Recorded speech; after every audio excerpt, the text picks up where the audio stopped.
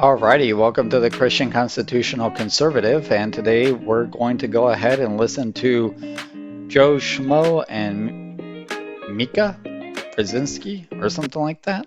All right, and this is about Republican to lead war powers negotiations in the House. Now, I haven't heard about this from Breitbart or anywhere else, so I'm fresh on this one. So let's go ahead and listen to what they have to say.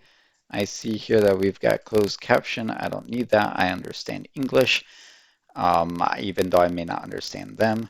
Now, is that really the White House? I don't think so, right? That's got to be fake. Everything behind them's got to be fake. Yeah, there's mirrors right here. Yeah, okay. I was like, wait, what's going on here? Okay, so they're inside of a studio and there's this fake background behind them with mirrors on the side. Okay. Whoa, can't hear a single thing. Why don't you guys talk? Oh, that's why. They ain't gonna say nothing like, okay.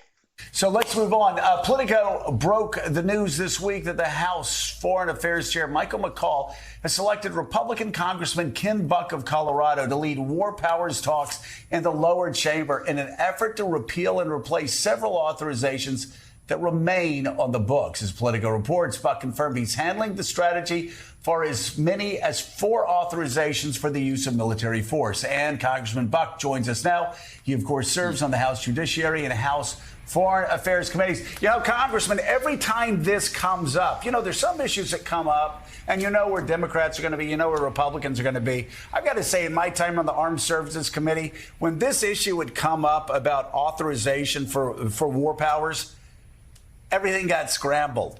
You didn't know, sometimes you'd have some really left-wing Democrats, really right-wing Republicans agreeing together for different reasons. But in this case, it does really just make common sense, doesn't it, for everybody that we can't keep going back to these old authorizations for war and that we got to sort through it. So how are you doing that?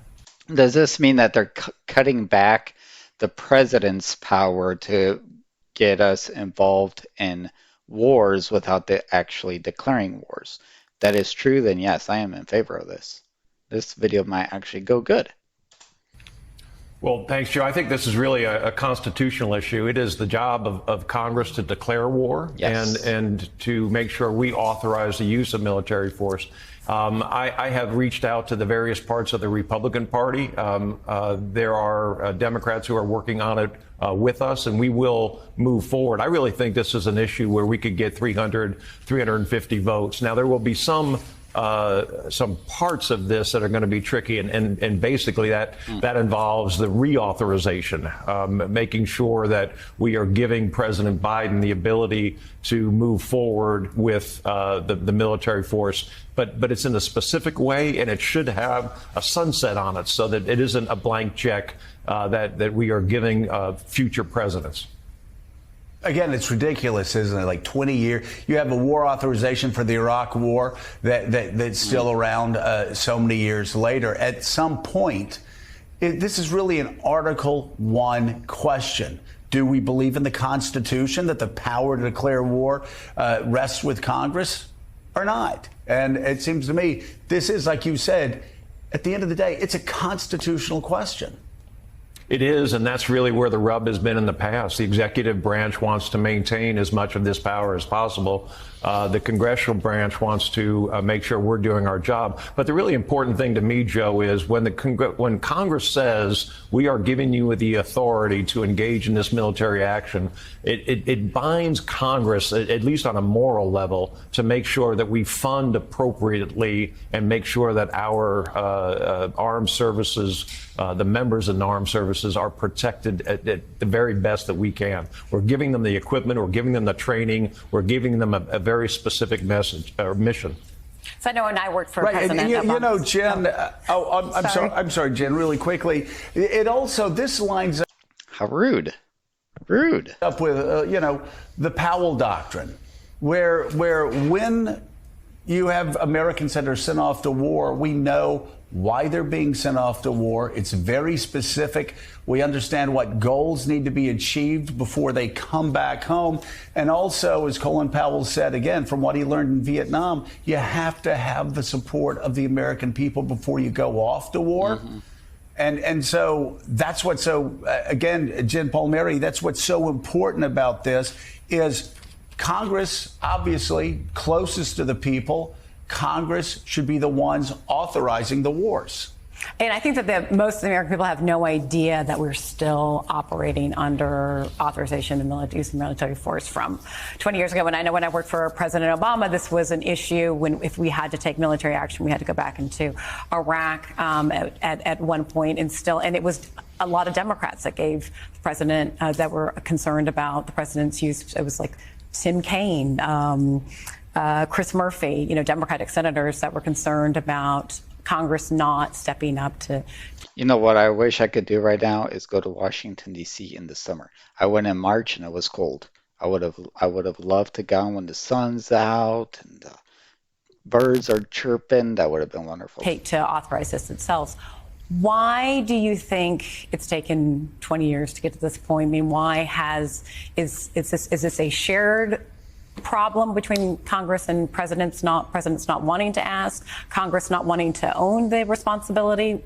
Why are we in this situation where 20 years later we're still operating under these old AUMFs? Well, I give Chairman McCall credit for deciding that this is the time we've got to do it. We really aren't engaged in a major military conflict. We certainly have military forces around the world, but the time to make sure that we are using really the thoughtful process that we should be using, I think, is now. The reason that we haven't done it before is because if a Republican president stood up and said, I want to go into this area, Republicans would support him.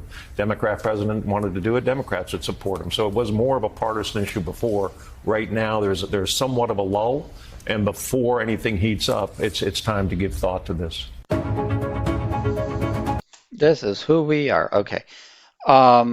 Yeah, so I agree.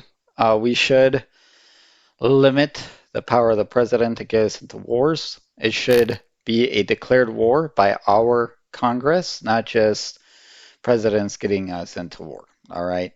And this has been an issue since, I think, the Korean War. So it's been, the Korean War, the Vietnam War, the Persian Gulf War, the war in Afghanistan, and the war in Iraq. They weren't official wars. They weren't, Congress didn't approve of them. We just went in. So yeah, it's good that that this is happening, and I'm glad it's bipartisan. Let's get back to the Constitution on this. So even though MSNBC vouches for a lot of unconstitutional things, I'm glad that they're seeing the light on this one. So please like, share, subscribe. I'll probably do one on CNN as well. And we will see you then in the next video.